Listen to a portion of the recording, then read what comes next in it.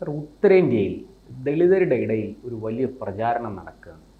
കേരളത്തിൽ പോകൂ, മതം മാറൂ, ഇസ്ലാമിൽ ചേരൂ, പണവും നല്ല ജീവിതവും നിങ്ങൾക്ക് ലഭിക്കും. സമാനമായ ഒരുപാട് സംഭവങ്ങൾ റിപ്പോർട്ട് ചെയ്യുന്നു. ദളിത് പെൺകുട്ടികളെ പ്രത്യേകിച്ചും ഇങ്ങനെ കേരളത്തിൽ കൊണ്ടുവന്ന് മതം മാറ്റുന്നതായിട്ടാണ് ഇപ്പോൾ UP പോലീസിന് ലഭിച്ചിരിക്കുന്ന റിപ്പോർട്ട്. അവർ കേരള പോലീസിനോട് ഇതേക്കുറിച്ച് അന്വേഷിക്കാൻ സഹകരണം ആവശ്യപ്പെട്ടിരിക്കുകയാണ്. എന്താണ് സാർ ഈ കേരളത്തിൽ ഇതെന്താണ് നടന്നുകൊണ്ടിരിക്കുന്നത്? എല്ലാ മത തീവ്രവാദികളെയും പാലൂട്ടി വളർത്തുന്ന ഇടം എവിടാ? കേരളമാണ്. അതല്ലേ കണ്ടുകൊണ്ടിരിക്കുന്നത് കഴിഞ്ഞ കുറേ നാളുകളായിട്ട്. എല്ലാ 30 വർഷമായിട്ട് ഒളിവിലായിരുന്ന അബൂബക്കർ സിദ്ദിഖ് കാസർഗോഡുകാരനാ. അല്ല, പോപ്പുലർ ഫ്രണ്ടിന്റെ സമുന്നത നേതാക്കന്മാരെയൊക്കെ എവിടുന്നാണ് കൊണ്ടുപോയത്? കൂടുതലും ഏതാണ്ടൊരു 75% കേരളത്തിൽ പൊക്കിയത്. ഇവര് ആലപ്പുഴയിൽ വിളിച്ച മുദ്രാവാക്യം എത്ര തൻ്റെടത്തോടു കൂടി നെഞ്ചു വിരിച്ചതെന്നാണ് വിളിച്ചത്. ഇവിടെ മറ്റു മതസ്ഥര് മുഴുവൻ ഓടി ഒളിച്ചില്ല. അതൊരു കൊച്ചു കുട്ടിയെ അതാണ് അതിലെ ഏറ്റവും പണ്ട് നമ്മൾ ഭയന്നിരുന്ന ഈ നക്സല് അവര് തലവെട്ടുന്നു എന്നൊക്കെ പറഞ്ഞ് നമ്മൾ നക്സൽ ആക്രമണം എപ്പോ വേണമെങ്കിലും ഉണ്ടാകാം, തലവെട്ടിക്കൊല്ലും, അതൊക്കെ കേട്ട് നമ്മൾ കുട്ടിക്കാലത്ത് ഭയന്നിട്ടുണ്ട്. അതുപോലെ ഭയപ്പെടുത്തുന്ന 70-കള് സാറ് പറഞ്ഞത് 70-കളിലെ പിന്നെ കുട്ടിക്കാലത്ത് നമ്മൾ അതൊക്കെ കേട്ട് ഭയമുണ്ട്. എല്ലാവരുടെയും തലവെട്ടി ഗേറ്റിന്റെ മുകളിൽ വെക്കുമോ? കിളിമാനൂർ നഗരൂരില് നടന്ന സംഭവം ഓർക്കുന്നുണ്ട്. പ്രശാന്ത് ജനിച്ചിട്ടില്ല, ഞാൻ അതൊക്കെ വായിച്ചു കേട്ടിട്ടുള്ള. അതെ, അത് ചരിത്രത്തിൽ നിറഞ്ഞു നിൽക്കുന്ന ഒരു സംഭവമാണ്. ആ കുടുംബമൊക്കെ പോയി കേട്ടോ നഗരൂര്. അങ്ങനെയാണ് ഞാൻ ഈ അടുത്ത കാലത്ത് അറിഞ്ഞത്. അല്ല, അവരെ കുറിച്ച് ഈ ഇടയ്ക്ക് മാധ്യമങ്ങളിലൊക്കെ ഒക്കെ വന്നിട്ടുണ്ട്. മനോരമ അതിനെ കുറിച്ചൊക്കെ എഴുതുക ചെയ്തിട്ടുണ്ട്. അപ്പൊ ഇതിന് എല്ലാത്തിനും ഇത്തരത്തിലുള്ള കാര്യങ്ങൾക്കൊക്കെ ഇടമായി തീർന്നിരിക്കുന്നു. നമ്മൾ കഴിഞ്ഞ ദിവസവും പറഞ്ഞതാണ്, അത്യാസന്ന നിലയിൽ കിടക്കുന്ന VS പറഞ്ഞ കാര്യങ്ങൾ ശരിയല്ലേ? അതെ, 2010-ലാണ് അദ്ദേഹം പറഞ്ഞത് 20 വർഷം കൊണ്ട് കേരളത്തെ ഒരു മുസ്ലിം രാഷ്ട്രമാക്കും, അതിന് വേണ്ടുന്ന തീവ്രവാദ പ്രവർത്തനങ്ങൾ കേരളത്തിൽ നടക്കുന്നു എന്ന് അന്ന് മുഖ്യമന്ത്രി ആയിരിക്കവെയാണ് അദ്ദേഹം അത് പറഞ്ഞത്. അദ്ദേഹം പറഞ്ഞു കഴിഞ്ഞിട്ട് 15 വർഷമാകും. കാര്യങ്ങൾ അതുപോലെ വന്നില്ലേ? ഇവിടെ വന്നാൽ മതം മാറ്റം മാത്രമല്ല, അതിനുള്ള സൗകര്യങ്ങളെല്ലാം ഉണ്ട്, പണവും കിട്ടും, പിന്നെ ഭീകരാക്രമണ അവരെ മുഴുവൻ സംരക്ഷിക്കും അല്ലേ? ഇപ്പൊ തന്നെ ഈ പോപ്പുലർ ഫ്രണ്ട് അവരെ മുഴുവൻ നിരോധിക്കുന്നു. അത് കഴിഞ്ഞ് നേതാക്കന്മാരെ പിടികൂടാൻ വന്നത് ഇവിടുത്തെ കേരള പോലീസ് അറിയാതല്ലേ വന്നത്. രായ്ക്ക് രാമാനം കൊണ്ടുപോയി, കേന്ദ്രസേനയാണ് വന്നത്. രായ്ക്ക് രാമാനം എന്ന് പറയും. അത് എന്തുകൊണ്ട് നേരത്തെ അറിയിച്ചില്ല എന്ന് പറഞ്ഞാൽ, കേരള പോലീസിനിടയിലും പച്ച വെളിച്ചം എന്ന് പറയുന്ന ഒരു ഗ്രൂപ്പില്ലേ, അതിലൂടെ കാര്യങ്ങൾ സ്പ്രെഡ് ചെയ്യും, ഇവരെല്ലാം പല വഴികളിലൂടെ രക്ഷപ്പെടുമെന്നൊക്കെ അറിയാമായിരുന്നു. അതുകൊണ്ട് തന്നെയാണ് കേന്ദ്രസേന നേരിട്ട് ഇറങ്ങി കേന്ദ്രസേനയും കൂട്ടി വന്ന് ഇവരെല്ലാം തൂത്തുവാരി പുറകെ എടുത്തുകൊണ്ട് പോയി. ഈ പണ്ട് നേരം വെളുത്തപ്പോഴത്തേക്കും ഏതാണ്ട് എല്ലാം ഇവിടുന്ന് കടത്തി, എല്ലാത്തിനെയും ഇവിടുന്ന് നേരെ ഇവിടത്തെ ജയിലിൽ അടക്കേണ്ടതിനെല്ലാം ഇവിടത്തെ ജയിലിൽ അടച്ചു, തിഹാർ ജയിലിലേക്ക് കൊണ്ടുപോകേണ്ടതിനെല്ലാം തിഹാർ ജയിലിലേക്ക്. നേരം പുലർന്നപ്പോഴാണ് എല്ലാവരും അറിയുന്നത്. ഇപ്പൊ ഞാൻ ചോദിച്ചിട്ട്, പണ്ട് മതപരിവർത്തനം കേരളത്തിൽ നടന്നിട്ടുണ്ട്. അതൊക്കെ നമ്മൾ ചരിത്രത്തിൽ പഠിക്കുന്ന കാര്യങ്ങളാണ്. നമ്പൂതിരി സമുദായത്തിലും അല്ലേ, അങ്ങനെയൊക്കെ നടന്നിട്ടുള്ള കാര്യങ്ങളുമാണ്.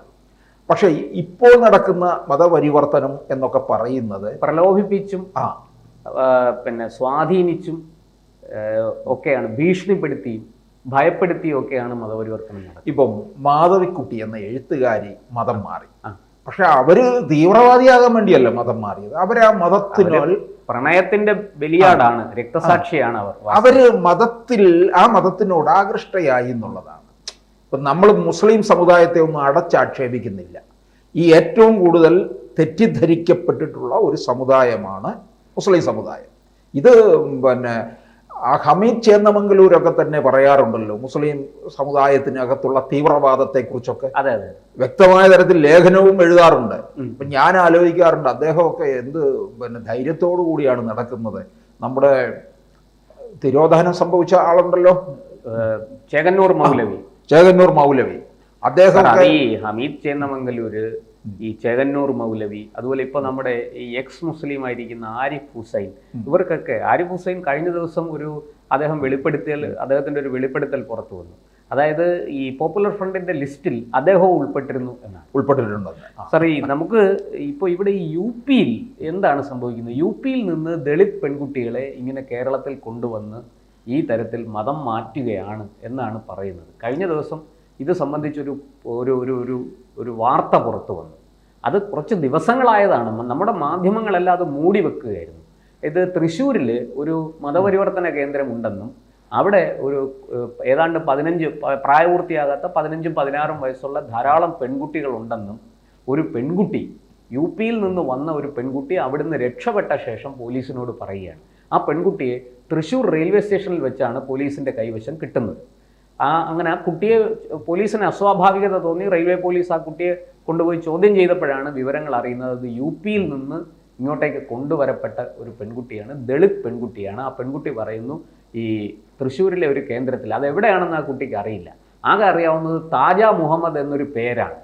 ഈ പേരിൽ ഉള്ള ആളിനെ ഇപ്പോൾ പോലീസ് അന്വേഷിച്ചുകൊണ്ടിരിക്കുകയാണ്. ഇയാളാണ് ഈ മതപരിവർത്തന കേന്ദ്രം നടത്തുന്നു, വലിയ ഗൂഢാലോചന അതിൻ്റെ പുറകിലുണ്ട്, വലിയ രീതിയിൽ ഇതര സംസ്ഥാനങ്ങളിൽ നിന്ന് പെൺകുട്ടികളെ ഇവിടെ എത്തിച്ച് മതം മാറ്റി മറ്റ് ചില ഈ പറയുന്നത് പോലെ ഭീകരവാദ പ്രവർത്തനങ്ങൾക്കും വിധ്വംസക പ്രവർത്തനങ്ങൾക്കും ഒക്കെ ഈ പെൺകുട്ടികളെ ഉപയോഗിക്കുകയാണ് എന്നാണ് ഈ 15-കാരി പെൺകുട്ടി കൊടുത്ത മൊഴി. ഇനി ഇതിനകത്ത് ഈ വാർത്തയിൽ ഇനി ഒരു പുതിയ മാനം വരാൻ പോകുന്നത് എന്താണെന്ന് അറിയാം. അങ്ങനെ സൃഷ്ടിക്കും. അതായത് യു പിയിൽ ദളിതർക്ക് ജീവിക്കാൻ കഴിയുന്നില്ല, അതെ, അവർ കേരളത്തിലേക്ക് അഭയം തേടുന്നു, കേരളം എത്ര സുരക്ഷിതമാണ് എന്ന് പിണറായി വിജയൻ ഞെളിയും. യു പിയില് BJP ഭരിക്കുന്നു, പക്ഷേ അവിടെ യോഗി ആദിത്യനാഥിന്റെ പോലീസാണ്. അവർ വളരെ കൃത്യമായിട്ട് നടപടിയെടുത്ത് മുന്നോട്ട് പോയിട്ടുണ്ട്. ഇവിടുത്തെ CPM-കാരല്ലേ പ്രശാന്ത്, അവർ ഇത്തരത്തിൽ ചിത്രീകരിക്കും. ഇപ്പൊ കണ്ടില്ലയോ നമ്മുടെ ഡോക്ടർ ഹാഫിസിനെ വേട്ടയാടിക്കൊണ്ടിരിക്കുകയാണ് മുഖ്യമന്ത്രി നേരിട്ട് നേതൃത്വം കൊടുക്കുകയാണ്. മുഖ്യമന്ത്രിയും CPM-ഉം കൂടെ എന്ത് തെമ്മാടിത്തരവ് കാണിക്കുന്ന. അദ്ദേഹം ഉള്ള കാര്യം പറഞ്ഞു. വളരെ നല്ല മനുഷ്യൻ, പച്ചയായ മനുഷ്യൻ. അതെ അതെ. അപ്പൊ ഇവർക്ക് യഥാർത്ഥ ഡോക്ടർ അദ്ദേഹമാണ്. കറക്റ്റ്. അദ്ദേഹം പറഞ്ഞ ഡോക്ടർ എന്ന പദവിക്ക് അർഹൻ, ആ തൊഴിൽ ചെയ്യാൻ യോഗ്യൻ ഡോക്ടർ ഹാരിസാണ്. ഒറ്റ സെന്റൻസ് മതി, അതെ, ഹൃദയത്തിൽ കൊണ്ടുകയറും. അതായത് നിങ്ങളുടെ നികുതി പണം ഉപയോഗിച്ചാണ് ഞാൻ പഠിച്ചത്, അതുകൊണ്ട് എന്റെ സേവനം നാടിന് വേണ്ടിയിട്ടാണ്, ഇല്ലെങ്കിൽ പിന്നെ ഞാൻ എന്തിനാ ജീവിച്ചിരിക്കുന്നത് എന്നാണ് യോജിക്കുന്നത്. എന്തൊരു എത്ര ഉന്നതമായ ഒരു കാഴ്ചപ്പാട്. അതൊക്കെ ഇവരുടെയൊക്കെ നെഞ്ചിൽ കൊള്ളും കേട്ടോ, പിണറായിയെ പോലുള്ളവരുടെയൊക്കെ. കാരണം നിങ്ങളെ വോട്ട് വാങ്ങിച്ചുകൊണ്ടാണ് ഞാൻ ഇവിടെ കയറിയിരിക്കുന്നത്, അല്ലേ, സിംഹാസനത്തിൽ. എന്നിട്ട് നിങ്ങളെ നേരെ ഞങ്ങൾ കൊഞ്ഞനം കാട്ടുകയാണല്ലോ എന്നെങ്കിലും തോന്നുമല്ലോ. അതൊന്നും തോന്നത്തില്ല. ഉളുപ്പെന്ന് പറയുന്ന സാധനമില്ല. അത് പൊതുവേ ഇപ്പോൾ CPM-കാർക്ക്, പണ്ടൊക്കെ CPM-കാർ അങ്ങനെ ആയിരുന്നില്ല. ജനങ്ങളോട് വലിയ പ്രതിബദ്ധതയുണ്ടായിരുന്നു. ഇപ്പോഴത്തെ സാറൊന്ന് നോക്കണം, ജനകീയ പ്രശ്നങ്ങളോട് CPM-കാർ മുഖം തിരിക്കുന്നത് എത്ര എളുപ്പത്തിലാണ്. ഒരു മടിയും. CPM-കാരെ കാണുമ്പോഴേ ഞാൻ ആലോചിക്കാറുണ്ട്, ഇവർക്കെല്ലാം ഒരേ മുഖച്ഛായയാണ് കേട്ടോ. അത് കാണുമ്പോഴേ അറിയാം. പിണറായിസം എന്ന് പറഞ്ഞ് നാട്ടുകാർ മുഴുവനും ട്രോളുന്നത് അതിനെയാണല്ലോ. ഈ അവരുടെ ആ ഒരു ചേഷ്ട, നടപ്പ് ഒക്കെ. PK ബിജുവിന്റെ നടപ്പ് കണ്ടിട്ടില്ലേ? പിണറായി നടക്കുന്നു. പോട്ടെ. അപ്പൊ എന്തായാലും ഇങ്ങനെയുള്ളവർ പറഞ്ഞ് പ്രചരിപ്പിക്കും യു പിയിൽ ജീവിക്കാൻ നിവർത്തിയില്ല ദളിതർക്ക് എന്ന്. ഒന്ന് ആലോചിച്ച് നോക്ക്. ഇവര് ഈ വർഗീയ കാർഡ് വെച്ച് കളിക്കുന്നവരാണ്. കഴിഞ്ഞ ദിവസം ദേശാഭിമാനി പത്രത്തിലെ ഒരു വാർത്ത, എല്ലാ പത്രത്തിലും ഉണ്ടായിരുന്നു. എനിക്ക് അത്തരത്തിലുള്ളൊരു വിശേഷണത്തോട് യോജിക്കാൻ കഴിയുന്നില്ല. ഒരു ചിന്തകൻ മരിച്ചതാണ്, അദ്ദേഹത്തിൻ്റെ പേര് ഞാൻ ഓർക്കുന്നില്ല. അവരുടെ തലക്കെട്ട് ദളിത് ചിന്തകൻ അന്തരിച്ചു. ദളിത് ചിന്തകൻ എന്ന് പറഞ്ഞാൽ പോരെ?